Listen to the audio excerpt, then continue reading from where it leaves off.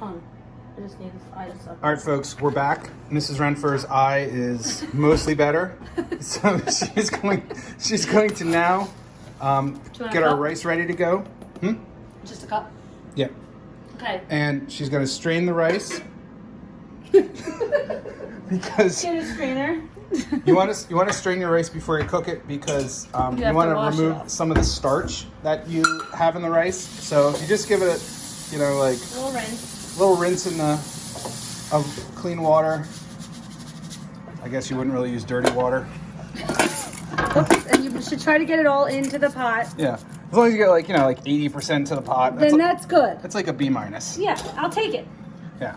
So this is just like a little rice cooker we have. I highly recommend getting a rice cooker if you don't have one because it makes perfect rice all the time. You just get that in there. Despite being pretty good in the kitchen, I've never made perfect rice outside of a rice cooker. Okay. Let's get a lid for every pot. There's a lid for every pot. All right, and we turn that on. All right. So back to our cutting board, and we actually decided to cut our tomatoes because we're going to use the same knife. We don't want to. Look at that. Look at those books in the background. My son, Tyler, left them right in the middle of the floor. What a jerk. Anyway. At least he's reading. Yeah, that's true. He's reading. So we're cutting our tomatoes. If she flips the tomato, it'll be easier to cut because I wasn't able to sharpen that knife before she started cutting. We just want like large chunks, like thirds there. Okay. Although I guess it would be 6 because it would be like, half and then another half. thirds of a half. Yep. Or it would be like 12ths because it was like a half of a half of a... Anyway, we don't want to get confused. Mrs. Renfrew doesn't like math. So yes, I'm more of a literacy teacher. So okay, we're just going to use... We're going to do it this way. Yeah, cut that a little bit easier. And we're going to go like this. So we're going to cut our tomatoes. One thing I like about this dish is, although not important to be delicious, it's pretty colorful, and yes. I think that is appealing to your visual palate. Hold on, I think we're good with 2 tomatoes. Okay. So, all right. Should I rinse back to the steak. We don't need to rinse because we just did vegetables to steak. That's right. So how would you like this? Now we're going to cut the steak. She's going to cut the steak into strips, going lengthwise. Do you want it about this wide, yay wide? No. Cut it. Like thin? Please cut it this way. Oh, you want to go lengthwise? Yeah. Okay. Strips. Okay, strips that's good. That's good. And now you can cut it into like 1-inch pieces. The trick here when you're cooking the steak is maybe a little bit more narrow. Okay. That's actually my bad, less than 1 inch. Okay. Perfect. The trick here is we want the steak to be cooked but still tender. So we're going to flash fry it and then take it out of the pan. Mr. Remper, what does that mean? Do you want to explain what flash frying means? Of course. So flash frying is when you just fry something very quickly on a high heat and then take it out of the pan. So we'll blast this steak at a high heat, we'll brown it, and then take it out of the pan so that we can cook it again later with the rest of the stuff. So now we just want some salt and pepper. I love our little salt and pepper caddy here. It makes it a lot easier to control the amount of salt and pepper you're putting on when you can just dip in. Couldn't have said it better and myself. Sprinkle. Well, I am a teacher as well. Look at that. All right. So we've salt and peppered our beef. Do you want to put oil in? Or? Yeah. Where's our oil? Our oil is right there. Okay. So you can here's my little cooking station here. This is pepper. This is actually kind of a fun little pepper grinder. So Mr. Renfrew can demonstrate.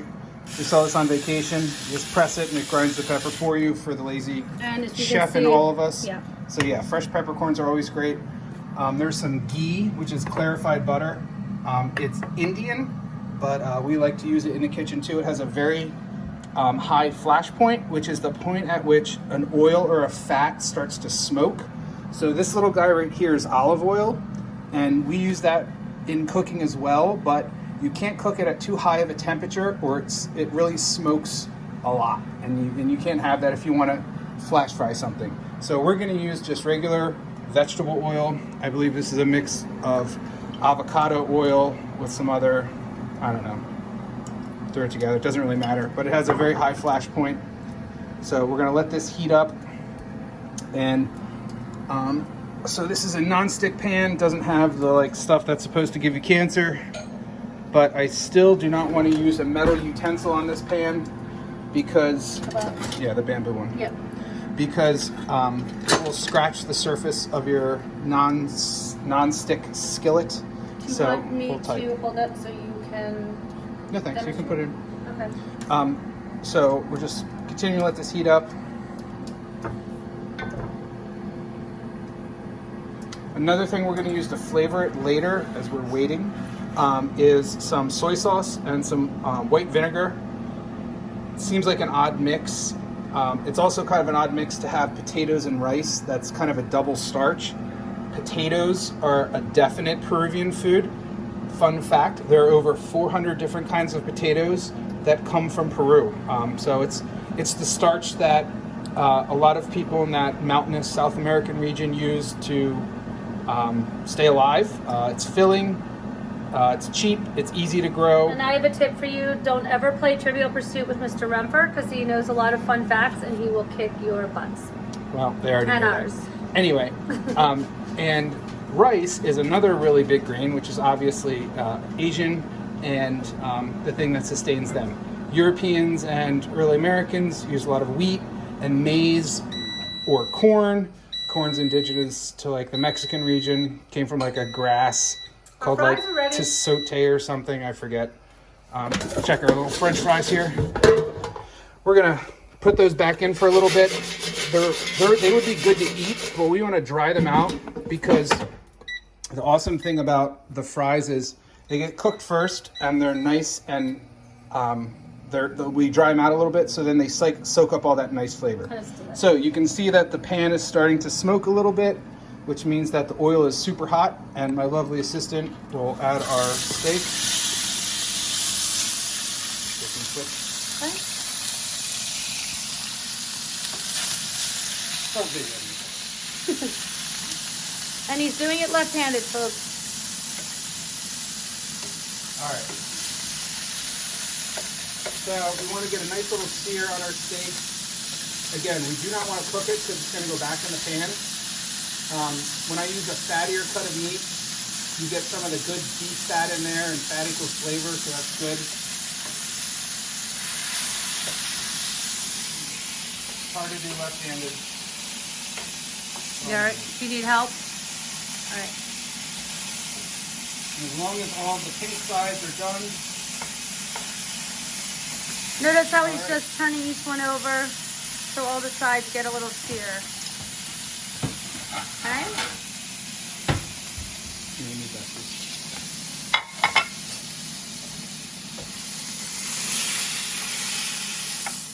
Whoa! Oh, we lost one. Let's get it before the dog.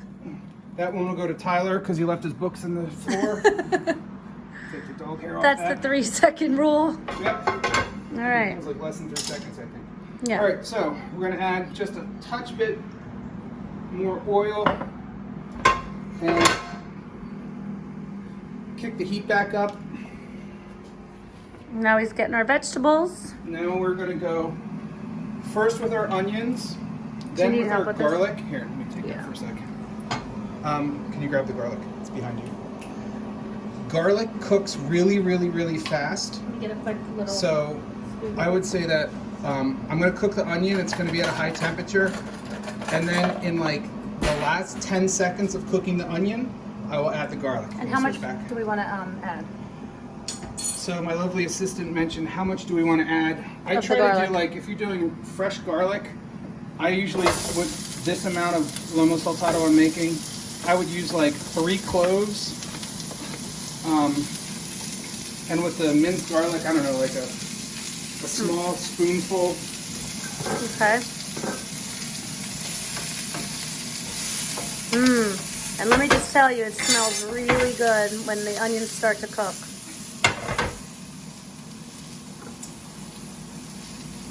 All right. Mama, come here. Here comes Milo. Come here, Milo. Oh, he's being shy. He's got stage fright. But this one doesn't. That's Sammy. Oh, here he comes. Hi, Milo. All right. All right, so starting to brown a little bit. Picking up some of that nice beef flavor.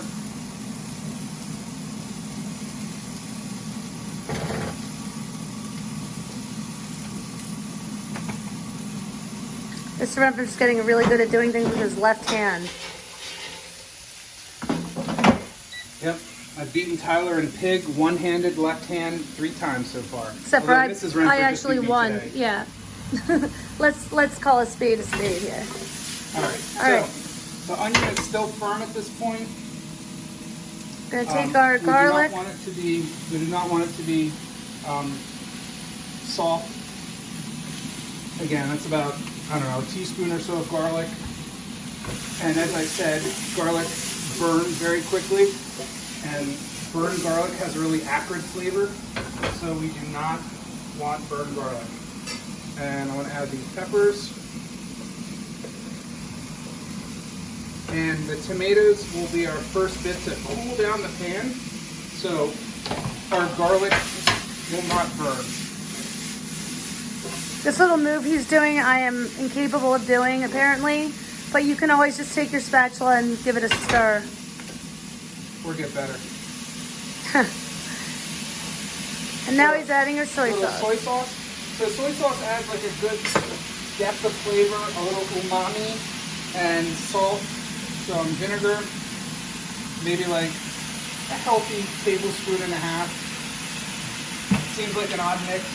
Vinegar is giving you the acid in the dish, which is good to help balance the salt, the sweetness from the tomato and the onion, and the fat from the beef. We'll add... Take a look at that. It's really pretty. Just remember, just turn it down a little bit. All right, you can hear the fries are kind of hard because, again, we want those to be reinfused with the flavor from the dish. So right now, I'm smelling kind of a vinegary, soy saucy smell, which sounds strange, but it smells really delicious. All right, so I'm going to put this together. And then throw our fries in. As you can see, we're using a very large pan. Yeah. I would say this is about, what, like 15 inches? Yeah, I think so. Yeah. And we're also using a very large fry. These are steak cut fries. And I think the Peruvian dish obviously would not have French fries, but they would use potatoes. But these are really great. They're frozen fries. You can get them anywhere at the grocery store. And if you don't have an air fryer, you can bake them in your toaster or your oven. All right. So we're going to cook this for about another minute. On a high heat, it looks like, Mr. Remper. Yep, high heat.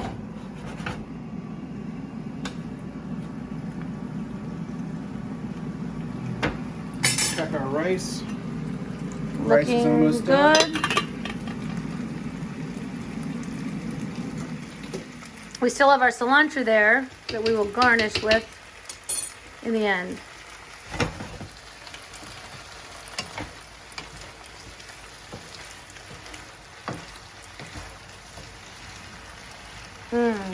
Yummy.